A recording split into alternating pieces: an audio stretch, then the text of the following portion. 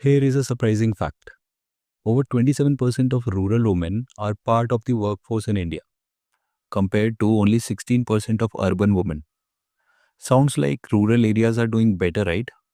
Not quite. The reality is that a large portion of these women are in what we call disguised unemployment. Jobs where they are technically working but aren't earning or growing. In this episode, I'll share the numbers, the reason behind this disparity, and how it impacts not just women but entire families and communities. So let's dive in. First, let's start with the facts. According to the Periodic Labor Force Survey 2020-2021, the labor force participation rate for women was 27.7%, while for urban women it was only 16.1%. But here, here is where it gets tricky. 75% of rural women workers are employed in agriculture, mostly as unpaid family laborers.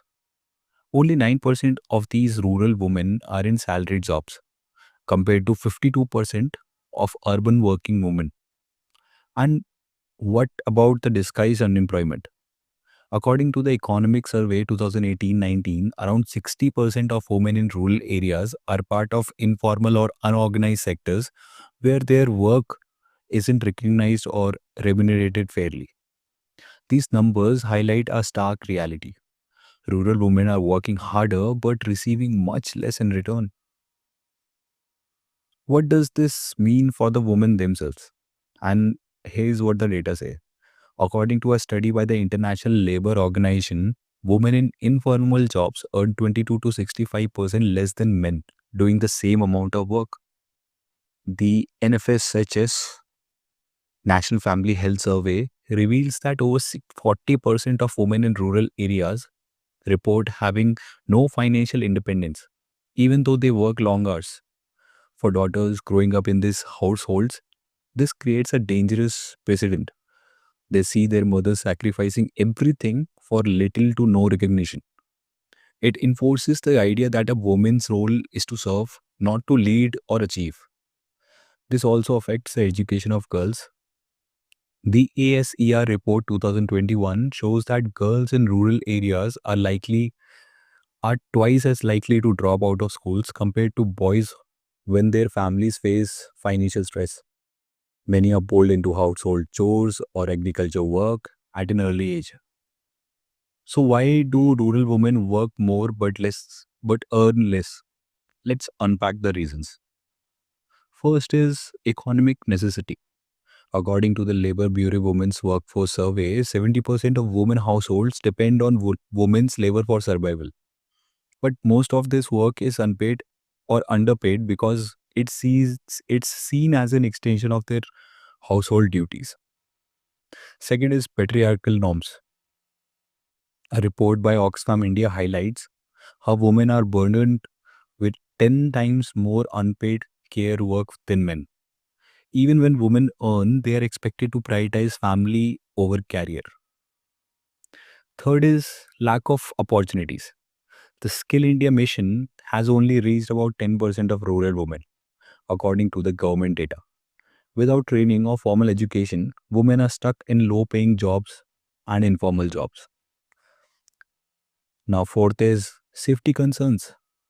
The PLFS 2019-20 found that 47% of women in urban areas cited safety concerns as a reason for not taking up jobs. This further limits opportunities for women in cities. Now let's try to break down the stereotypes, and here is what needs to be changed. First is we need to educate families. The NFSH 5 shows that educated women are twice as likely to work in salaried jobs. Families need education. Families need to see education as an investment and not as a burden. Now, we need to shift attitudes also. A study by the World Bank reveals that in households where men contribute to chores and women are more likely to seek employment. Sharing household responsibilities isn't just progressive, but it is also necessary. Now, recognition of women's work is also important. The Economic Survey 2018 and 19 proposed formalizing unpaid labor like caregiving and farm work to give women economic recognition. This would be a game changer. Now, what can be done about all these? The numbers paint a grim picture, but there is hope. Here is what we can do to turn things around, like skill development programs, expanding schemes like Deen Dayal Upadhyay, Grameen Yojana can help rural women acquire skills for better paying job. Also, financial independence, increasing access to self-help groups, SSGs, and microfinance has already empowered millions of rural women. According to NABARD, women in SSGs report a 34% increase in household income. Also, safety measures are also important. Improving public transportation and workplace safety can encourage more urban women to join the workforce. Policy implementation is also important. Programs like Manrega already benefit women, but only 26% of its budget is utilized for women-centric work, according to the Comptroller and Auditor General. This needs urgent attention. See, here's the bottom line. Rural women are the backbone of Indian economy, but their contributions are undervalued and overlooked.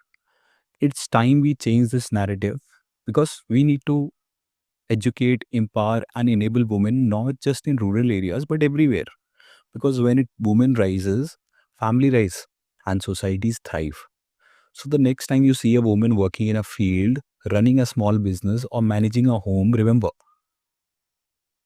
her work matters. And if we all do our part to challenge stereotypes and support policies that empower women, we can create a better future for everyone. So thank you for joining me on Chai and Change. Let me know your thoughts and don't forget to share this episode with someone who needs to hear it. Until next time, take care, stay aware.